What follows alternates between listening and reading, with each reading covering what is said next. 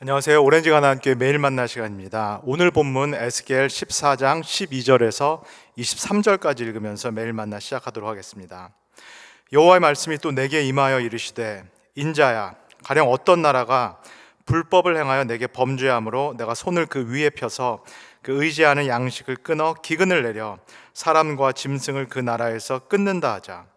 비록 노아, 다니엘, 욥 이 세 사람이 거기에 있을지라도 그들은 자기의 공의로 자기의 생명만 건지리라. 나 주 여호와의 말이니라. 가령 내가 사나운 짐승을 그 땅에 다니게 하여 그 땅을 황폐하게 하여 사람이 그 짐승 때문에 능히 다니지 못하게 한다 하자. 비록 이 세 사람이 거기에 있을지라도 나의 삶을 두고 맹세하노니 그들도 자녀는 건지지 못하고 자기만 건지겠고 그 땅은 황폐하리라. 주 여호와의 말씀이니라. 가령 내가 칼이 그 땅에 임하게 하고 명령하기를 칼이 그 땅에 돌아다니라 하고 내가 사람과 짐승을 거기에서 끊는다 하자. 비록 이 세 사람이 거기에 있을지라도 나의 삶을 두고 맹세하노니 그들도 자녀는 건지지 못하고 자기만 건지리라. 나 주 여호와의 말이니라. 가령 내가 그 땅에 전염병을 내려 죽임으로 내 분노를 그 위에 쏟아 사람과 짐승을 거기에서 끊는다 하자. 비록 노아, 다니엘, 욥이 거기에 있을지라도 나의 삶을 두고 맹세하노니 그들도 자녀는 건지지 못하고 자기의 공의로 자기의 생명만 건지리라. 주 여호와의 말씀이니라. 주 여호와께서 이같이 이르시되, 내가 나의 네 가지 중한 벌 곧 칼과 기근과 사나운 짐승과 전염병을 예루살렘에 함께 내려 사람과 짐승을 그 중에서 끊으리니 그 해가 더욱 심하지 아니하겠느냐. 그러나 그 가운데에서 피하는 자가 남아 있어 끌려 나오리니 곧 자녀들이라. 그들이 너에게로 나아오리니 너희가 그 행동과 소행을 보면 내가 예루살렘에 내린 재앙 곧 그 내린 모든 일에 대하여 너희가 위로를 받을 것이라. 너희가 그 행동과 소행을 볼 때에 그들에 의해 위로를 받고 내가 예루살렘에 행한 모든 일이 이유 없이 한 것이 아닌 줄을 알리라. 주 여호와의 말씀이니라. 아멘. 제가 1월 달에 오렌지가 나는 교회 전도사로 부임을 해서 매일 만나를 진행하고 있는데, 제가 기회가 될 때마다 매번 강조해드린 그런 말씀이 있습니다. 우리가 성경을 읽을 때, 그리고 오늘과 같은 이 매일 만나 본문을 다룰 때 반드시 맥락 가운데에서 읽어야 한다. 성서 말씀 그리고 매일 만나 이 본문 말씀이 갑자기 하늘에서 뚝 떨어진, 내 상황에 딱 들어맞는 하늘에서 뚝 떨어진 나를 향한 사적인 말씀이다, 이렇게 읽기보다는 이 본문이 갖고 있는 맥락 가운데에서 하나님께서 무슨 말씀을 하시는가, 거기에 집중하자라는 이야기를 제가 많이 드렸습니다. 맥락이라고 말할 때는 크게 세 가지 맥락입니다. 이 본문이 갖고 있는 역사적인 맥락, 그리고 신학적인 맥락, 그리고 문학적인 맥락입니다. 그렇다면 오늘 함께 읽은 이 에스겔 14장의 이 세 가지 맥락은 무엇일까요? 먼저 역사적인 맥락은 기원전 약 592년경 이 에스겔과 또 이스라엘 백성이 바벨론의 포로로 끌려온 그런 역사적인 상황입니다. 신학적인 맥락은 무엇일까요? 지금 일어난 이 이스라엘 또 예루살렘이 바벨론이라는 이방 제국의 포로가 된 일, 함락을 당한 이 일을 하나님의 관점에서 어떻게 봐야 되는가, 이 일이 왜 일어난 것인가, 이것이 바로 신학적인 맥락입니다. 세 번째, 문학적인 맥락은 무엇일까요? 에스겔이 예언서기 때문에 대부분 예언으로 채워져 있습니다. 이 구두로 하는 예언이 있고 몸으로 또는 상징으로 하는 그런 예언들이 있습니다. 오늘 함께 읽은 이 14장은 그러나 변론과 같습니다. 법정에서 일어나는 어떤 변론이라는 그 문학적인 장치가 오늘 본문에서는 사용이 되고 있습니다. 12절에서 13절 제가 다시 한번 읽겠습니다. 여호와의 말씀이 또 내게 임하여 이르시되, 인자야, 가령 어떤 나라가 불법을 행하여 내게 범죄함으로 내가 손을 그 위에 펴서 그 의지하는 양식을 끊어 기근을 내려 사람과 짐승을 그 나라에서 끊는다 하자. 어떤 법정을 가정하고 하나님께서 특정한 상황, 특정한 가정적인 상황을 지금 에스겔에게 말씀을 하고 계십니다. 이런 겁니다. 어떤 한 나라가 있다고 치자. 가정인데 어떤 한 나라가 있다고 치고 이 나라가 범죄한 나라라고 치자. 우리가 에스겔을 통해서 쭉 본 것처럼 어떤 한 나라가 범죄했다라고 하는 것은 여러 가지 차원을 다 포함합니다.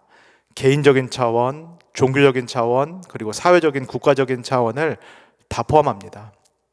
개인적인 차원에서는 이 나라의 사람들은 사실상 속마음으로는 하나님은 없다라고 생각하고 산다라는 것입니다.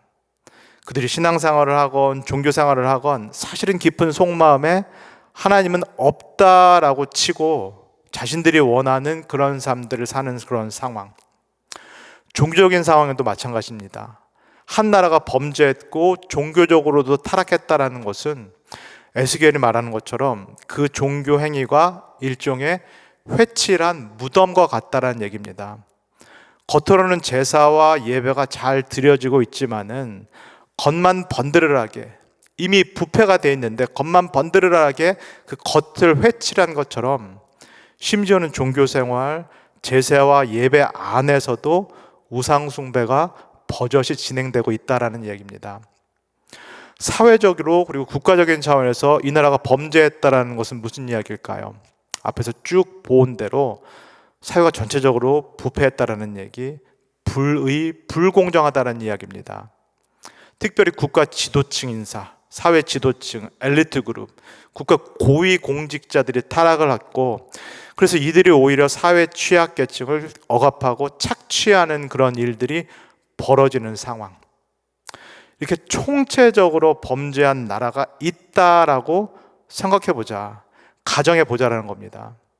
그렇다면은 이 나라를 내가, 하나님이 만군의 주인인 내가 심판하는 것이 정당하냐, 그렇지 않냐. 내가 이렇게 총체적으로 부패한 한 나라를 가혹하게 심판할 때 이거를 정당하지 않다, 불의하다라고 말할 수 있느냐, 없느냐. 지금 에스겔에게 하나님께서 이렇게 질문을 던지십니다. 에스겔이 고민하고 이게 맞나 틀리나 이렇게 답을 내리기 전에 하나님께서 계속 변론을 이어가십니다. 14절입니다.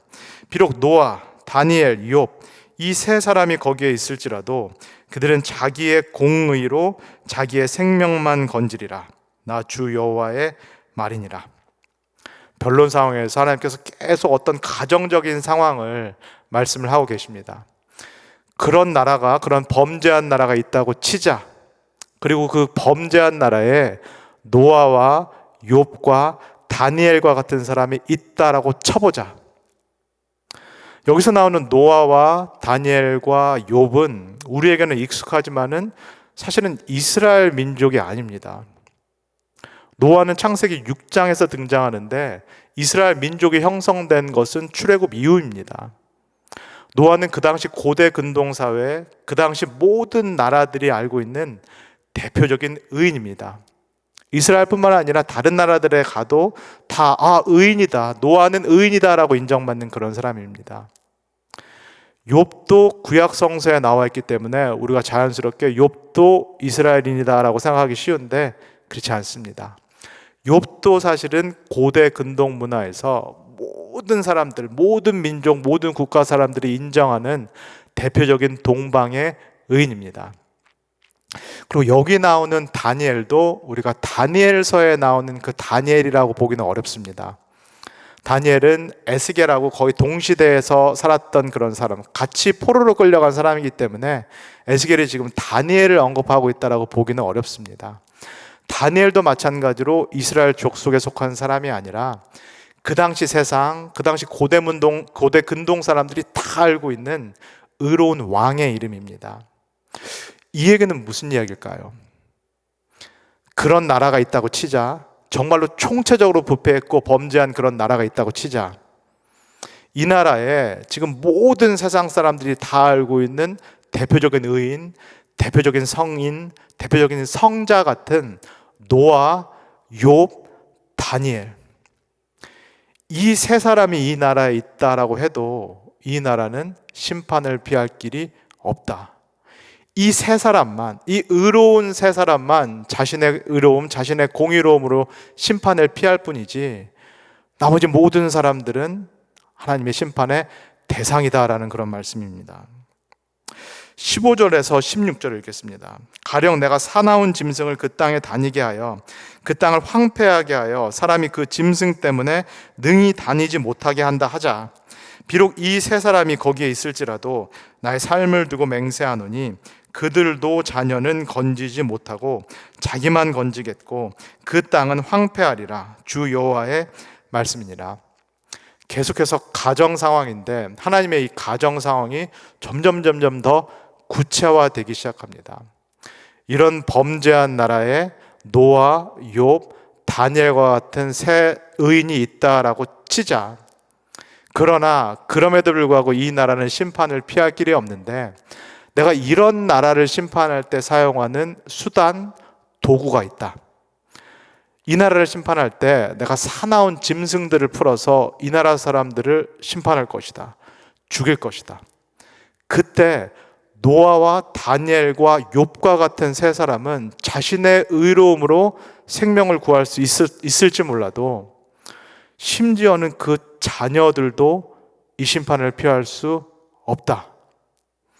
자녀들이 노아와 욥과 다니엘과 같은 당대 최고 의인을 부모로 두고 있어도, 아빠로 두고 있어도 이렇게 총체적으로 타락한 나라의 심판이 임할 때에는 이 자녀들마저도 예외가 될 수 없다라는 말씀입니다.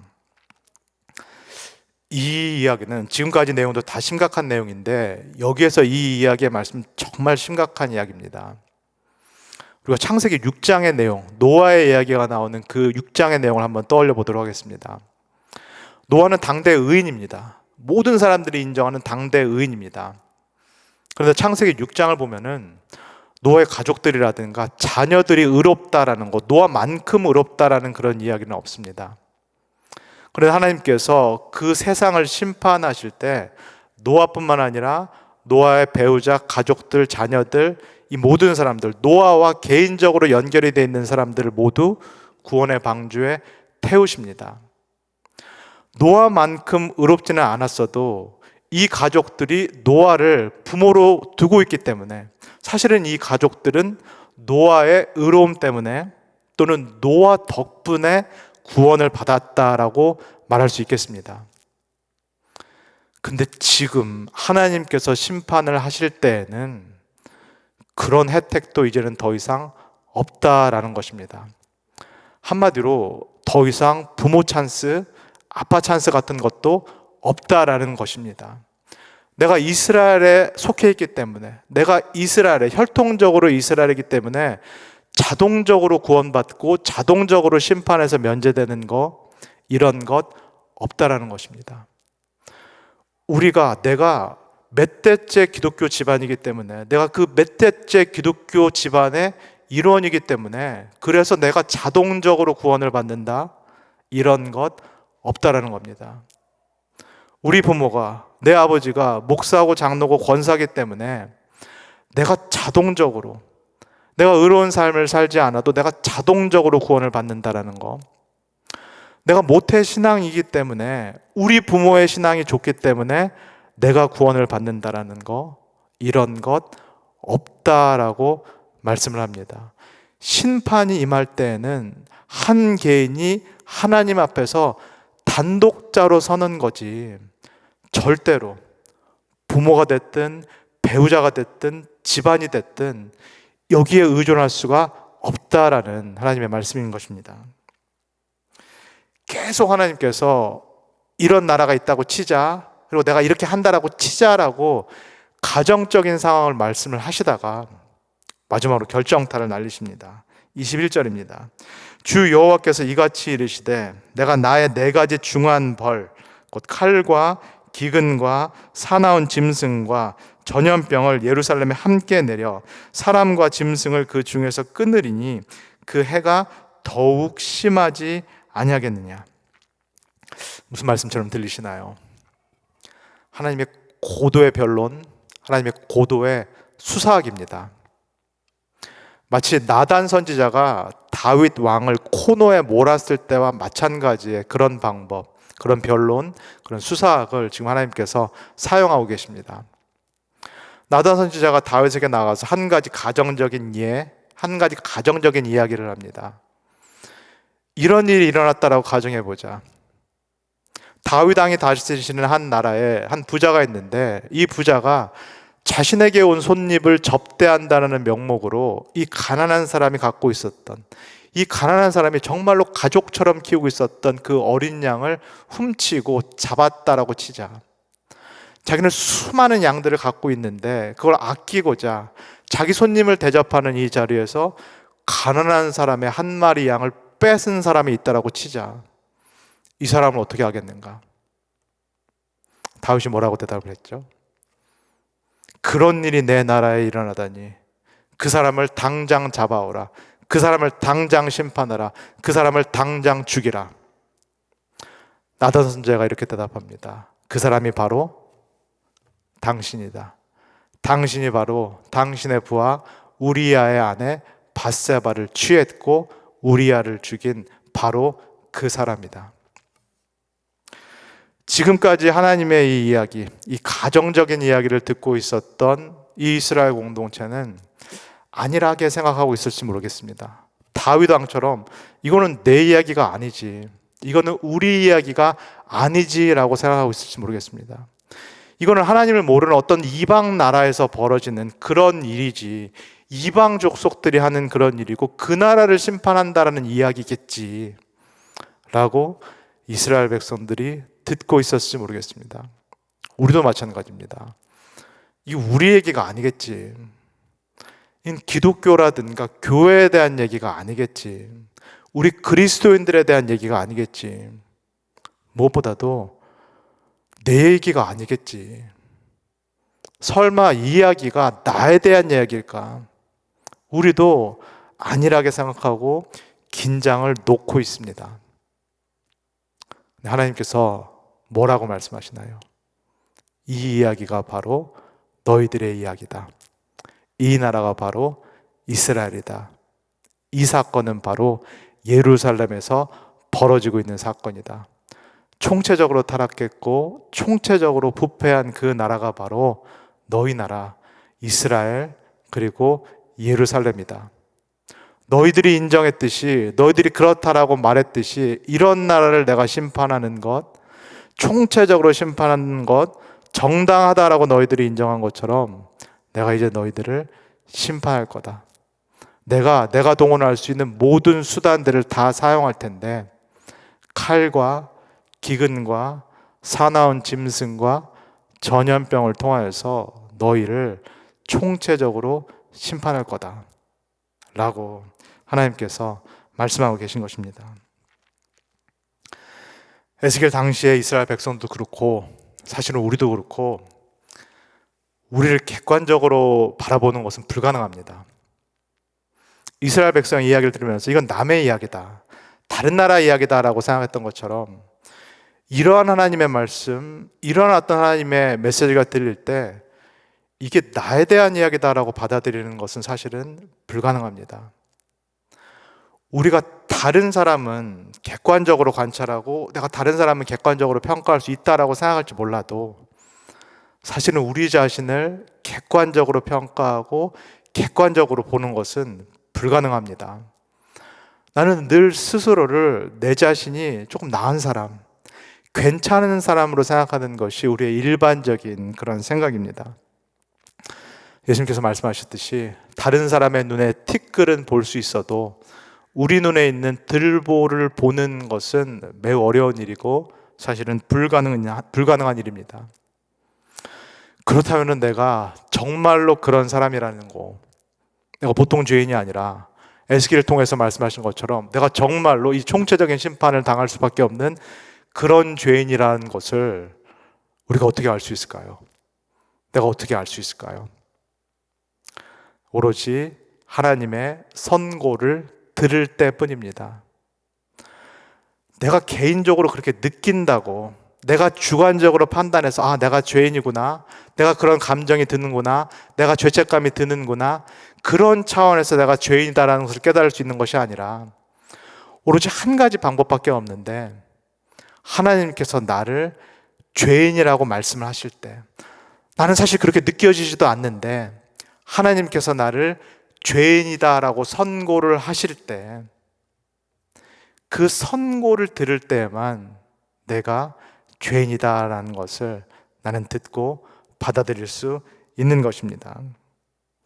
나에 대한 나의 주관적인 경험, 생각, 늘 스스로 나를 조금 더 낮게 보는 나의 기본적인 성향, 이런 것을 모두 고려할 때 우리가 죄인됨을 느끼는 것은 오로지 하나님의 선고를 내가 받아들일 수 있을 때입니다. 내가 죄인이다라는 것을 받아들이는 것도 그렇기 때문에 믿음에 속합니다. 나는 내가 죄인이다라는 것을 믿는 것입니다. 스스로는 그렇게 느껴지지 않을지라도, 스스로는 그 정도의 죄책감이 안 들지라도, 어떤 집회에 가서나 간신히 그런 어떤 감정이 살짝 들을지라도 그게 중요한 게 아니라, 내 느낌, 내 생각이 중요한 것이 아니라 하나님이 하나님의 기준에 따라서 객관적으로 나를 죄인이다라고 말씀을 하시면은 내 생각과 틀릴지라도 그 하나님의 말씀이 옳기 때문에 내가 그 하나님의 선고를 믿는 것입니다. 나의 죄인됨을 받아들이는 것도 이성의 차원이라든가 감정의 차원이라든가 경험의 차원이 아니라 믿음의 차원인 것입니다. 그렇다면 하나님께서는 왜 이스라엘에게 이렇게 가혹하게 심판을 하시고 왜 이스라엘이 스스로 보지 못하는 자신의 실상을 이렇게 적나라하게 보여줄까요? 하나님께서는 내 눈에 있는 들보를 보지 못하는 나에게 왜 가혹하게 너는 죄인이다, 그래서 너는 심판을 피할 길이 없다, 내가 칼과 기근과 전염병과 사나운 짐승을 풀 때 너도 네 의로움으로 절대로 구원받을 수 없다라는 이 가혹한 말씀을, 이 가혹한 선고를 하나님께서는 왜 하실까요? 우리를 영영 벌하시기 위함일까요? 우리를 영영 죽이시기 위함일까요? 우리를 영영 심판하시기 위함일까요? 정반대입니다. 죽어야 살기 때문입니다. 바닥을 쳐야 올라갈 수 있기 때문입니다. 실상을 분명히 알아야지. 자꾸 겉에다가 분칠을 하거나 회칠을 해서는 안 되고 실상을 분명히 알아야지 새롭게 될 수 있고 개혁될 수 있고 변화를 받을 수 있기 때문입니다. 의사가 암 환자를 만났을 때 어설픈 진단을 할 수 없고 그저 위안을 할 수 없는 것처럼, 즉시 대면을 시킬 수밖에 없는 것처럼, 당신이 암에 걸렸고 항암 치료를 받지 않으면 죽을 수밖에 없다라는 것을 직시할 수밖에 없는 것처럼, 하나님께서 심판과 경고의 말씀을 통하여서 돌이키지 않으면은, 회개하지 않으면은 죽을 수밖에 없다라는 이 가혹한 말씀, 매정한 말씀, 차가운 말씀을 할 수밖에 없다는 그런 말씀입니다. 하나님께서 우리를 심판하시는 이유, 죄인으로 선고하시는 이유는 우리를 살리시기 위함, 우리를 구원하시기 위함입니다. 그리고 이 과정을 통하여서 우리 안에 있는 들보를 보게 하시고 스스로 죄인임을, 내 생각과는 틀려도 하나님의 선고가 맞다라는 것을 우리로 하여금 인정케 하시고, 그리고 그 다음에 내 스스로 절망한 가운데 오로지 구원의 손길이 예수 그리스도를 통해서만 오신다라는 것, 이것을 받아들이게끔 하기 위해서 하나님께서 때로는 나를 낮추시고 나를 징계하시고 심판합니다. 이때 그 하나님의 선고, 하나님의 징계, 하나님의 고난을 우리가 받아들일 수 있는 이 신앙, 이 믿음이 우리 모두에게 있기를 소원합니다. 내가 죄인임을 깊이 깨닫고 받아들이고 인정할 때 그 다음에 있는 하나님의 구원, 그 다음에 따라오는 하나님의 은혜와 용서가 우리의 삶에 넘칠 줄 믿습니다. 다 같이 기도하겠습니다. 하나님, 감사합니다. 에스겔을 통하여서 다시 한번 하나님께서 우리를 어떻게 다루시는지를 보게 해주셔서 감사합니다. 하나님께서 우리를 살리시기 전에, 높이시기 전에, 새롭게 하시기 전에, 그리고 우리를 구원하시기 전에 먼저 우리를 낮추신다라는 것, 먼저 우리를 죽이신다라는 것, 먼저 우리를 아무것도 아닌 그런 존재로 만드신다라는 것을 다시 한번 깨닫게 해주셔서 감사합니다. 그 과정이 참 힘들고 아프다라는 것을 하나님께 고백합니다. 내가 그럴싸한, 내가 괜찮은 사람이라고 생각을 했는데 하나님의 선고를 통하여서 내가 죄인이요, 그것도 죽을 죄인이요, 심판을 피할 수 없는 그 정도의 죄인이다라는 거, 그 선고를 받아들이는 것이 참 힘들고 어려운 일임을 고백합니다. 하나님, 그러나 믿음을 통하여서 하나님의 그 선고를 오늘 이 아침 다시금 받아들이기를 소원합니다. 내가 그 선고를 받아들여야만, 내가 내 실체를 인정해야만 예수 그리스도를 만날 수 있기 때문입니다. 하나님 아버지, 내가 하나님의 선고를 받아들이게 하시고, 그러나 나를 이 자리에 그대로 내버려 두지 마시고 예수 그리스도의 복음을 나에게 주시고, 또 예수 그리스도의 소망, 나를 다시 살리시고 회복시키시고 나를 구원하시는 그 복음의 메시지를 오늘도 새롭게 들을 수 있도록 우리를 축복하여 주시옵소서. 감사드리며 예수님의 이름으로 기도합니다. 아멘.